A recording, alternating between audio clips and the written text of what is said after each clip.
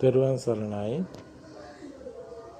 මේ වන විට අපේ ලංකාවට ඇති වෙලා තියෙන ස්වාභාවික විපත්තිය කුමක්ද කියන එක ඔයත් හැමදිනම දන්නා කාරණයක්. පළාත් ගණනාවක් ගම් වතුරෙන් නායෑමෙන් මේ මහා වැස්සෙන් අන්ත අසරණ භාවයට පත් වෙලා තියෙන ඔය අයට පිහිටවීම මේ අපේ ඊ타ත්ම මහා පින් කටයුත්තක් හැටියට අපි අවබෝධ කරගත යුතු වෙනවා.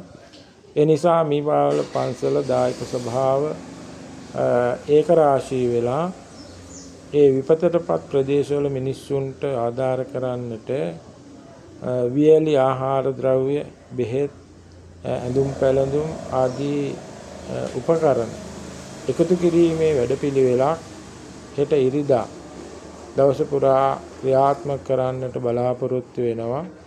ඒ නිසා මා ඉල්ලා සිටින්නේ ඔබට හැකි පමණින් ඒ සඳහා අපේ ප්‍රචාරක රථ කීපයක් මේ පාවල පොද්දල ආදී අපේ දායක බල ප්‍රදේශවට ගම්මාන වල සැරිසරන්නට හෙට සංචාරය කරන්නට බලාපොරොත්තු වෙනවා.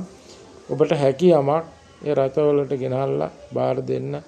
අපි සුරක්ෂිතව පොද්දල ප්‍රාදේශීය ලේකම් කොට්ටාසය අපේ මහා ලේකම්තුමත් ඒක රාශී කරගෙන ඒක නිසි විදියට අවශ්‍ය ප්‍රදේශවලට අසරණ වෙච්ච මිනිස්සුන්ට පිහිටක් වෙන්නට අපි ළඟදීම බෙදා හරින්නට බලාපොරොත්තු වෙනවා.